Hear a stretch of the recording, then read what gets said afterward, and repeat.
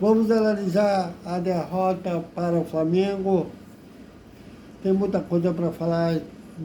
Já vai dar 3 da manhã e já estamos produzindo conteúdo para vocês verem a paixão, mas falta o time, a diretoria e o time do Vasco compensarem a paixão da torcida. Tá para cara, assim como eu estou dando e outros colegas de profissão estão dando sobre essa derrota, que se não fosse o Léo Jardim, seria uma vergonha, uma derrota vergonhosa. Tudo isso já salve galera do Vascão. Boa noite ou bom dia para todo mundo. Já ultrapassou de meia-noite, já está quase 4, vai dar 3 horas da manhã.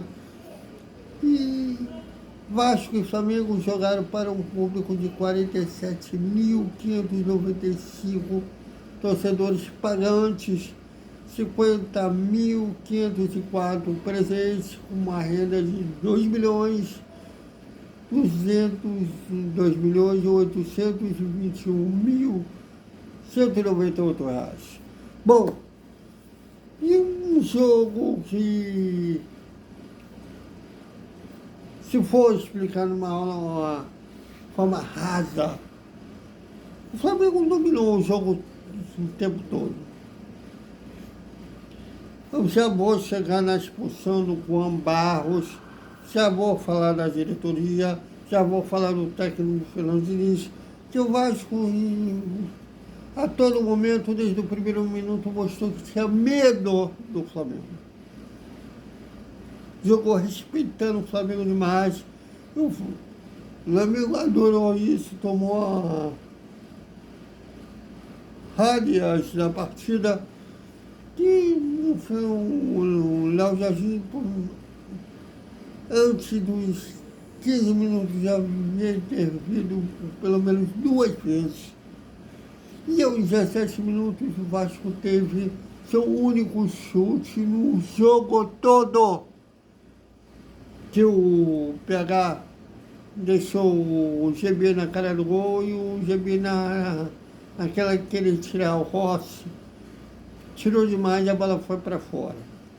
Se tivesse convertido, não sei se mudaria muito a postura da equipe, muito provavelmente, já que o Vasco vinha numa atuação covarde, teria ficado ainda mais covarde, se retraído para tentar segurar esse 1-0. Mas a bola foi para fora, e o Vasco tem uma saída de bola sofrível, lenta, toca, o cara da defesa volta para trás, recua para o goleiro toca, o cara recua, parece que vai andar para frente, volta e recua. Quer dizer, um time que não tem criatividade. E, para piorar, o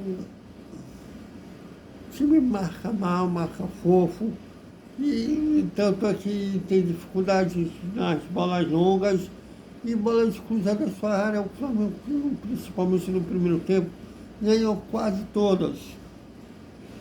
Bruno Henrique quase abriu o placar, numa queria antecipar a zaga e o Léo Jardim defendeu de mão trocada. Teve outras situações também.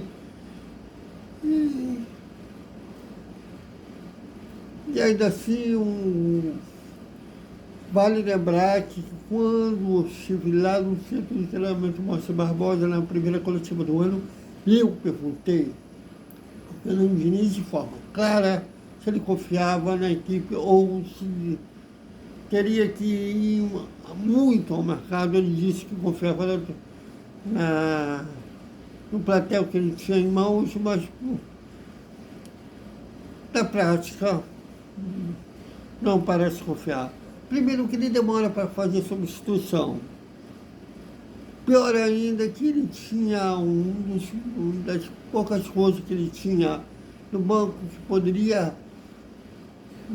preocupar o adversário. Saiu que é o Vaete. Então, se ele já tinha poucas peças que ele confiava no banco, piorou com algumas mais recém-saídas. Se ele tinha uma estratégia para frear o ébito do Flamengo, foi tudo para o ralo quando aos 5 minutos o Juan Barros foi expulso. Enquanto eu estava lançando, vi os melhores momentos, eu me parecia jogada para expulsão. Vocês me conhecem, sabem quando o jogador do Vasco vacila e a jogada para expulsão, eu falo que a expulsão é correta, como foi do Lucas Piton na estreia contra o Maricá, mas de hoje, das imagens da TV, o que eu vi foi o Barros involuntariamente tropeçando na panturrilha do Carrascal. E ele, claro, fez um teatro que a arbitragem foi na dele, em plena era do VAR, foi na dele e expulsou. Se já estava ruim com 11, piorou com 10. E o Flamengo passou a pressionar mais constantemente, parando no Léo Jardim.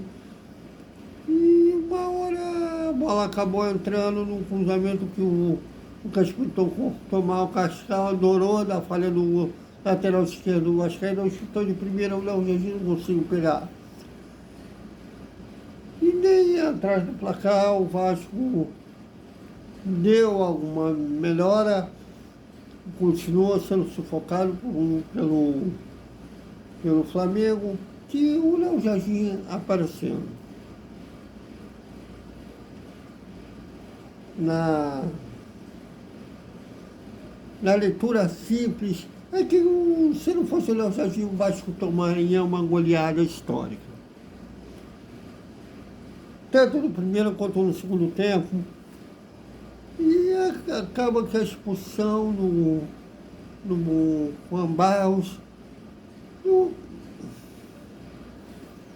o erro na arbitragem não acaba traduzindo o que foi a partida. Isso é uma coisa, responsabilizar a arbitragem pela atuação patética do Vasco, que já estava com uma atuação patética quando estava 11 contra 11. É uma explicação rasa demais, é uma explicação de quem não quer ver a realidade. A expulsão pode ter piorado, até porque o Vasco estava em desvantagem numérica, mas o Vasco já não atuava bem, já jogava com medo de agredir o seu rival. Tiago, a mídia falava que o Flamengo é favorito, os torcedores da cabeça comemoravam a vitória. Torcedor, imprensa, podem ter a análise que eles quiserem. Agora o time tem que acreditar. Os grandes times do passado, inclusive, muitas vezes eles, antes de começarem a ganhar tudo, eram subestimados, e aquela arrogância do adversário servia como estímulo para aquele time vencer. O futebol é apaixonante justamente por ser um dos poucos esportes que Davi pode derrota Golias. Mas para derrotar o time teoricamente superior, primeiro de tudo, é você ter autoconfiança em si. Isso aí em qualquer esporte da vida. Mas esse time não questiona sua própria capacidade. Se eles duvidam daquilo que eles possam chegar, quem somos nós para estimular e quem somos nós para duvidar? não sei se esses dois atacantes que estão chegando no Bremen e o Mário vão realmente suprir a falta do poder ofensivo que o Vasco teve no ano passado. O Vasco teve muita dificuldade em vários setores do Brasileiro no ano passado, menos no ataque. Tanto é que o Vaes e o Rayan fizeram quase 50 gols. Somaram os gols dos dois. Então era um ataque que produzia muito. E até isso o Vasco perdeu. Mas vai ter gente da diretoria dizendo que o Pedrinho salvou o Vasco, sabe lá. Que aliás ele não aparece, ele não dá satisfação ao torcedor vascaíno, ele só aparece quando está no meio, onde sabe que vai ser protegido, que ele não vai ter que responder pergunta indigesta.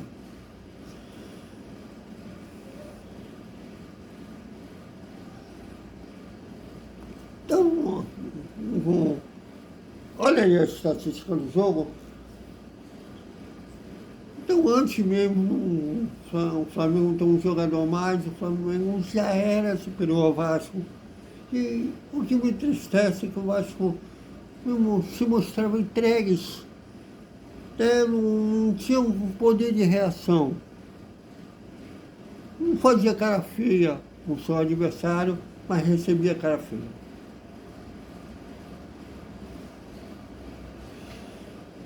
É se pensar que a diretoria manteve esse treinador que tem mais derrota do que vitória no comando do Vasco.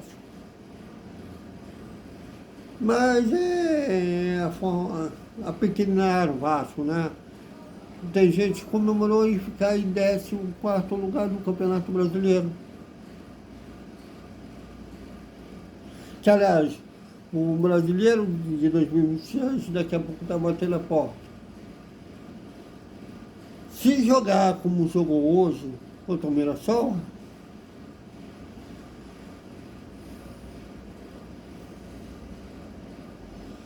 a primeira decepção de 2026, mas eu espero que pelo menos a diretoria reforce a equipe, reforce a altura, porque precisa de reforço, para não passar vergonha no Campeonato Brasileiro Nacional-Americano. Então, é isso, galera. Até o nosso Desperta Vascaíno, a hora do almoço e boa noite, com o resumo da quinta-feira do Vasco. Até mais.